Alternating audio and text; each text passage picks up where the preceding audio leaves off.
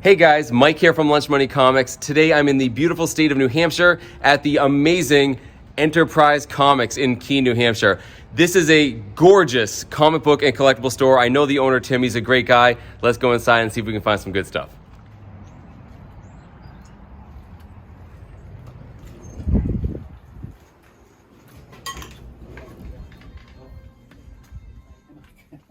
Hey Tim. How are you? Good.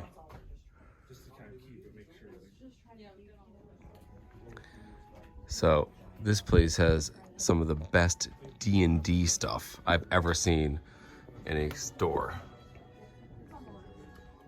I mean, I love this stuff, guys. I was thinking that, I was like, that would be so fun. So I have this as like the main source. You can still be like a We do have some. I can just pull some out. They're in the war books. These are war books. No, only the ones that say war books. Oh, great. Yeah. honestly, that's go in the middle and do an arch.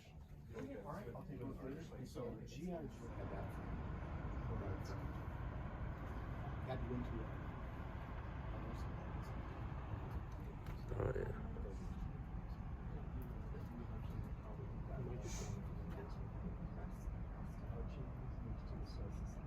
Such a beautiful store. You get the big dragon in the picture, but there's a bunch of other We get Drist right here. Cool. See the Oh yeah. I love all the mounted heads here. right? Oh, they got the big Tiamat. Wow. That is incredible.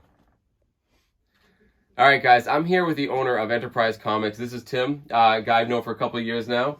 How are things? Awesome. Yeah. Awesome. Business Tell is us- great. Tell everyone about your store, because I love this place. Well, we've been in Keene since 1983, different locations. We've been in this location here at 109 Key Road in Keene, next to the Keaton Cinemas. We've been here for almost 7 years now, Oh, nice. but we love this area. Happy to be in this particular spot because we have great parking and business has been great. People are finding us. Oh, yeah, definitely. I love this whole area in general. I hike a lot, so Mount Monadnock, you guys are in the shadow of the beautiful Mount Monadnock. When I go hiking there with my son, we always stop by. So the other reason we love the store is not just the comic books. I'm a big D&D fan. My son is as well, and you guys have some of the best D&D stuff I've ever seen in a collectible and hobby store. So you guys have like an active community that come and game here, right? We have people playing D&D almost every night here. The only night that we don't have D&D is Friday night because that's Friday Night Magic. Oh, of course. So Yeah, but every other night of the week we've got groups playing. that's awesome. So My only regret is I don't live closer because I'd be here with them. Absolutely. Well, thanks, Tim. I'm gonna look around and see if I can find some comic books. I'm All sure right. there's plenty here that I'm looking forward enjoy to it. It's digging a lot out. to Yeah, take in, so take your time. I will. All right, thanks, Tim. Good to see you. Thank you. Thank you, Tim. I want to go back to hunting.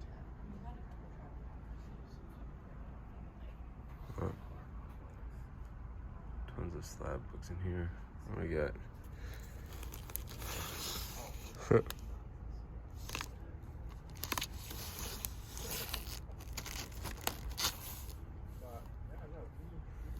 A bunch of cheap 9.8s.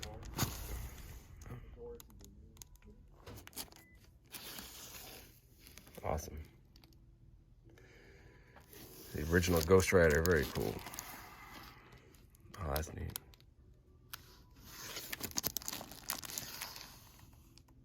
Oh yeah. Nice.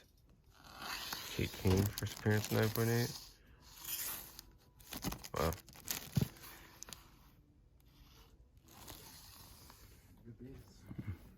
It's a cool looking book.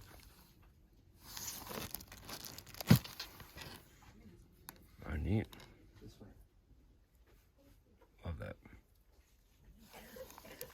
So, I happen to be here with a friend, Mr. Ben Tawes, comic book artist and creator extraordinaire.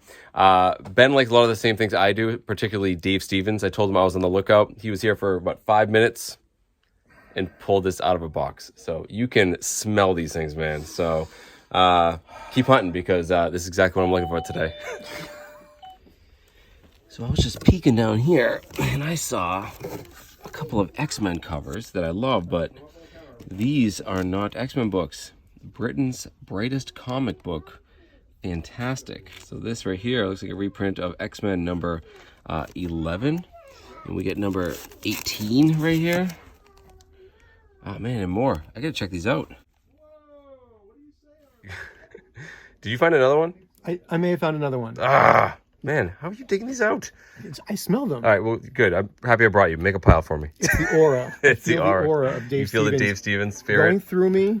It's a very spiritual thing. Yes. I think. Wow. Okay. Thank you. All right. Ben's still going here. What do we got? We got some Rocketeers. Oh, yeah. Ooh, I don't have that one. I do not have this one. No doubt. I love these covers. I love these with the different panels. One. And then the classic first cover appearance. Yep. Awesome. Well, I'm adding this to the pile. Today's a good day. Today's a good day. Always a good day. All right. If Ben can do it, I can do it. Nestor Redondo. Let's see what you got. Pretty cool. That is a great Nestor Redondo. Wow. Yeah. That is gorgeous. Ooh. Doesn't look like a funny book. Nope. Wow, I've never seen that. Cool. We're at that point. That's what I'm looking for. Copyrighted in 2012, and we came up with the idea. Love that cover. In 2001. Yeah. Yeah. So then a lot of things. Yeah. We get another one. And I was afraid of it for years. It was Lower just on my grade? shelf, one copy. And then Oh, yeah. I talking to Mike. I'm like, this would be really good in a red coat, not a blue coat. So then the spine became red. Yeah. And I've been touching it up. And amazing things have happened, like in the back of the book. So how do you guys know if you have a really good comic store owner? You mention a book and they find it in 30 seconds. That's exactly what Tim did. I said, you have this book? 10 seconds later, I had it in my hand. Love it. Awesome place, guys. Yeah. Second drawer down, 3 books in. Johnny Quest, what That's number? awesome.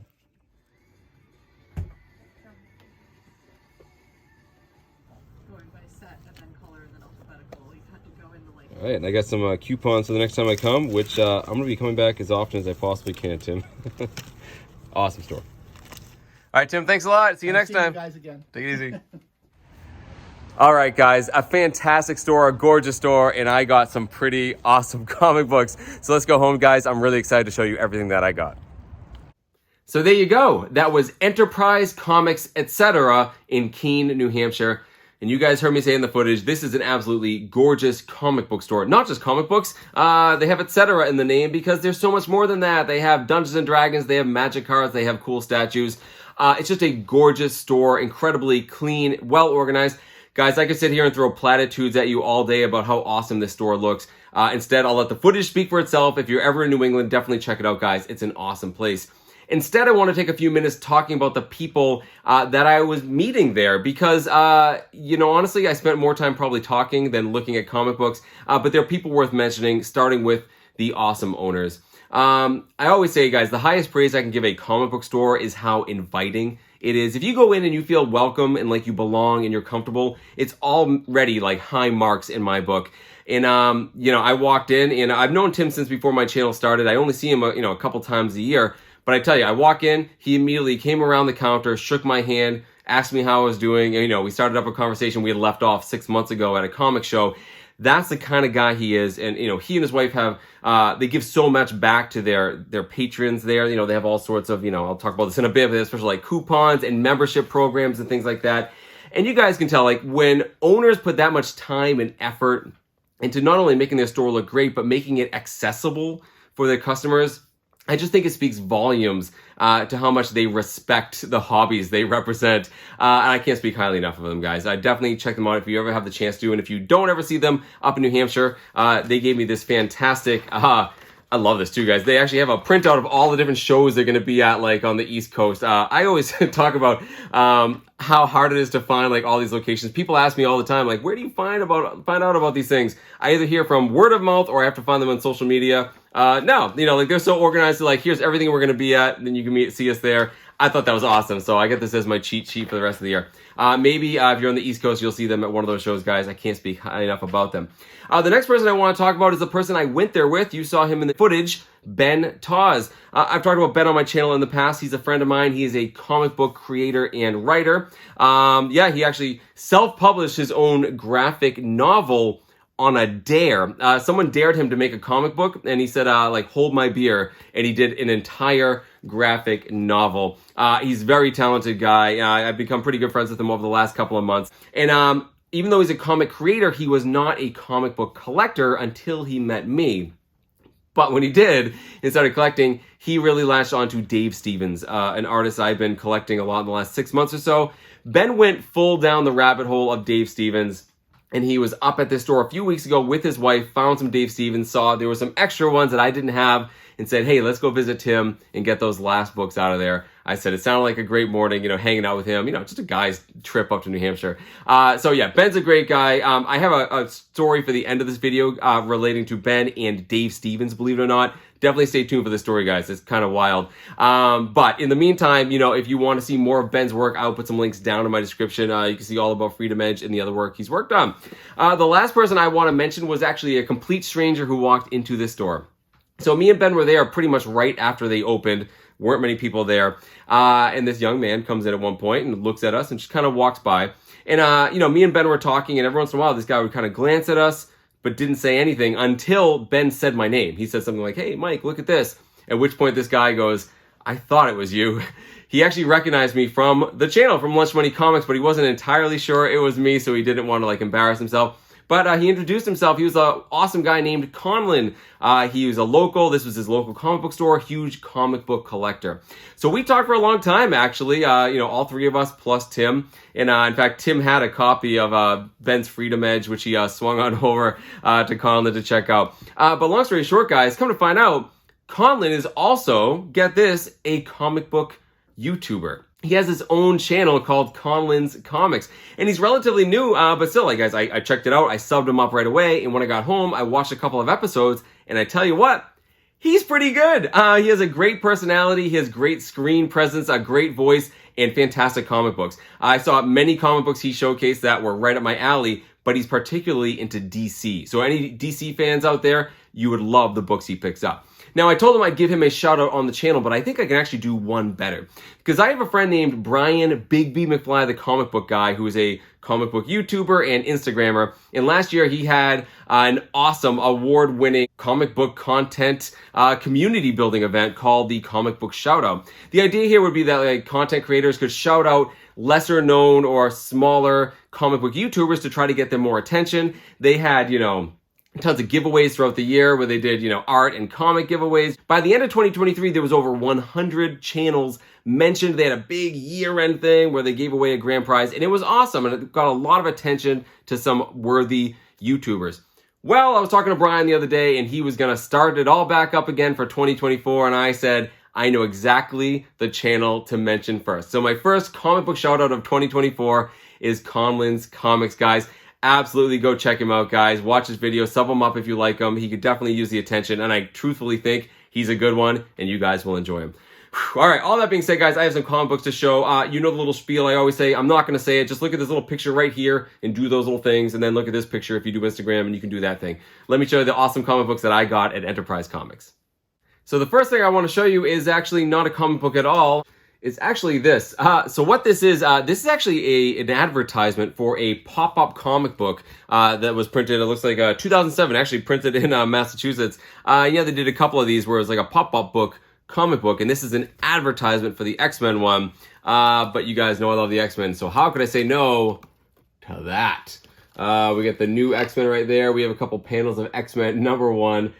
It was $10, guys. I absolutely had to get it for that amount. Also, I want to mention the prices I got that was on all of these, but I certainly paid less. I'll tell you how much I paid at the end. Just know I got a discount on everything. Staying on the X-Men train, the next book I had to pick up was this. This is Britain's brightest comic book. This is fantastic, #20 from 1967. Back then it cost 9 pence. And what this is a UK publication of multiple Marvel comic books, except the art in all of these is in black and white. So we have a Thor story in here, we have an Iron Man, I think there's a horror story, and of course we have an X-Men story. And there were several of these UK publications, even ones with X-Men on it, that I saw in the box there. The reason I got this one is because I love this cover, and I know what it belongs to. It belongs to this book right here. This is X-Men number 11, a Stan Lee, Jack Kirby early X-Men book, known as the first appearance of the Stranger, a cosmic being. I love this comic book because I just love the cover. There's something about this big, scary building edifice and, you know, the sunset here. It's also a very odd, composed weird, like everything's pushed over to that one side. It's just odd. It always just gotta capture my imagination. I've always liked it. So, of course, when I saw this, I had to pick it up. But you notice something here, guys. It's actually wider. You actually see more of the streetscape, and the composition makes more sense. You see the other side of the street. You see more of the X-Men here. It's centered better, and it's a lot lighter. You can actually see the building facade. It's not just dark gray. I thought it was cool, guys. And of course, it's black and white art, which is always great to look at. You know, you get a real good appreciation for the pencils and especially the inking. So I had to pick it up, guys. Sticker price was $20. Again, got it cheaper than that. No brainer. Had to absolutely get it, considering it's one of my favorite early X-Men covers. All right, this next book is awesome, guys. In the beginning of the year, I talked about the fact I wanted to collect a new run, a really short run of 18 books. And to be specific, I want the first 7 of the run. I'm going to show you this title, and then we'll talk more about that. It's this. This is Nick Fury, Agent of S.H.I.E.L.D. This is issue number 3. And yeah, this only ran for 18 issues in 1968 through 1971. But the first 7 issues were actually all done, the cover art by Jim Steranko, a legendary comic book artist, just a great artist, period, and also a very interesting, fascinating guy. If you guys have ever heard him speak, he's wild. But he's also very innovative. You know, this whole, what we call, you know, sequential art or sequential storytelling, that's what comic books are. He sort of shook it up a little bit in the 1960s. He did comic books different than a lot of people. He also dabbled in lots of styles, artistically, and different genres. So in these first 7 covers that he did, you know, we have some of them are pop art inspired. There's one of them that is a surrealism with some Salvador Dali inspiration there. Some of them are, you know, the typical super spy thriller from the 60s, very James Bond-esque. Other ones are definitely sci-fi with a big robot on the cover or Nick Fury in space. And then we have this issue right here, which is clearly gothic horror inspired. But not only that, Jim Steranko didn't just do the covers, he also wrote issues 1 through 3 and issue number 5. So he wrote this one. And what happens in this comic book? Well, just like the cover shows, it is like a gothic horror story. Nick Fury goes from the last issue, which was definitely science fiction, and gets plunged into this ghost mystery at a Scottish castle. His old World War II buddy calls him for help, and by the time he gets to this castle, his friend is dead, killed by a ghostly hound. And it's super, like, supernatural, right? There's ghosts in it, there's psychic mediums in it. This little girl is a blind, like, psychic. And of course, Nick Fury plays the part of sort of the skeptic, right? He plays the part of detective trying to get to the bottom of this thing he thinks absolutely does have a very, you know, common sense, real answer to it. And of course, he's right. At the end, you find out, spoiler alert, that the Nazis have built a secret base underneath the castle. Because of course they did. But why I like this so much is not only the moody atmosphere that Steranko does, it's also because he uses a lot of things from Sherlock Holmes. In fact, one of the characters named is Mycroft, and of course the Hellhound here is clearly a riff on the Hound of the Baskervilles. And to really give you guys an idea of how cool this comic book is, I gotta show you the inside, right? So the cover is great as it is, right? We get the first splash page, very cool and moody. But guys, look at this. He got like really like minimalist in some parts. Here we have the title page, Dark Moon Rise, Hellhound Kill, right? How cool is that? And then he plays around with like the panel sizes and the way the art works. But like, look at the center of this book. How cool is that, right? Like, it's just fantastic. Absolutely had to have it, guys. This is, of all the ones I want to collect, this is the one I was looking forward to getting the most. So yeah, guys, I was really happy to get this one. Price tag on it was, I think, $25. There were actually 2 copies that they had there at the store. I took the lower grade one because I don't need this in higher grade. I just want the book. It looks great as it is. Really happy to get it. Okay, I mentioned earlier that Ben has gone way down the rabbit hole of Dave Stevens. I've mentioned Dave Stevens many times on my channel. A fantastic artist that unfortunately left us way too early. And I've been trying to build a kind of a small Dave Stevens collection whenever I can find them. And I was able to find 3 books when I was there that I did not yet have. So Dave Stevens is known for How He Draws Girls and, of course, The Rocketeer. and we have this book right here. So this is Pacific Presents #2. Now, quick history of the Rocketeer. His first appearance was in Star Slayer #2. Nowhere to be seen on the cover, very notoriously. His second appearance would be Star Slayer #3, still not on the cover. But then we have Pacific Presents #1. He finally makes it on the cover, but only on the top. He's sharing real estate with Steve Ditko's Missing Man. So we finally get to Pacific Presents #2, the 4th overall appearance of the Rocketeer, and the first time he has an entire cover all to himself. And most people know of Dave Stevens, you know, for the girls or for the Rocketeer in the armor with the helmet on.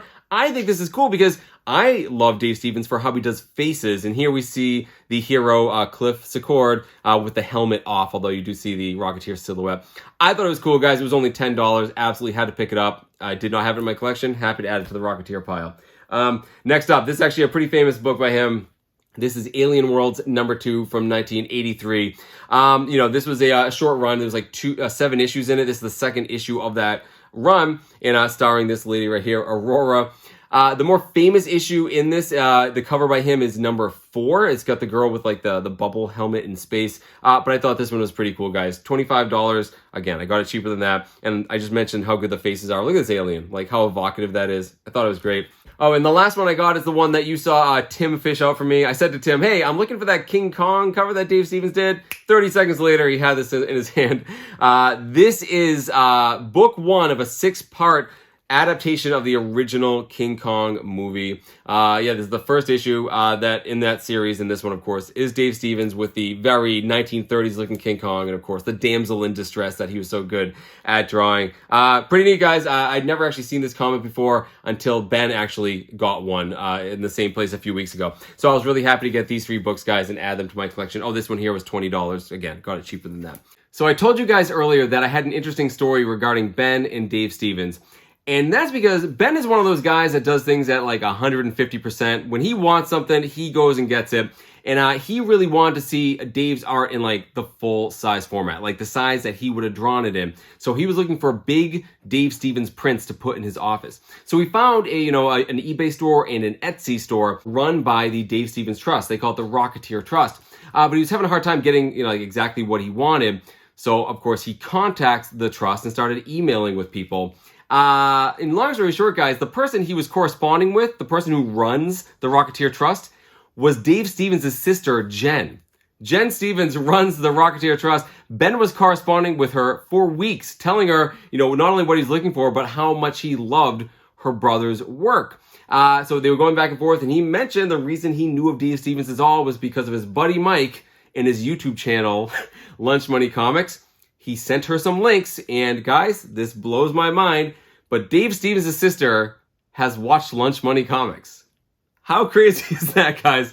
I mean, I think people don't realize like how small the comic book community actually is, but that's kind of nuts for me, guys. And honestly, I can't wrap my mind around it. I was completely blown away and flattered that he would even mention me to her and that she would watch them. He also told me about some of the stuff they talked about, I think, and I hope I'm not speaking out of turn, but she even has some like new work of Dave Stevens. Well, not new work, but work that hasn't been seen in a long time that they're hoping to publish again. Yeah, and if that happens and they're putting more work out there by her brother, I will definitely mention it on my channel. So I just want to say, thank you to Ben for like mentioning me to her, and also thanks to Jen Stevens if you're watching this for watching my channel. And I certainly don't need to thank you for this part, but thank you for keeping your brother's legacy alive. Of course you would. You're his sister, but really, giving access to his art, the way it was intended in the large format. Especially for artists like Ben, it's incredibly meaningful, and it's incredible work you're doing. Thank you so much for doing that. And again, I'm flattered that you've even seen my face, or if you're watching this right now. That's just awesome. Fantastic, guys. I had to share that story with you guys because it absolutely blew my mind and kind of made my day. So let's talk about all the books that I got exactly and what I paid. I got to do some math here because I got some magic cards for my son, and then, Tim applied the discount, the membership discount. I think the total amount came to like a little over $100, and I got all of these for 80-something. So I got them for like 80-something bucks for all these guys. I'm totally happy at that price. He also threw in a whole bunch of these sort of these coupons here for Enterprize Comics that I can get money off next time.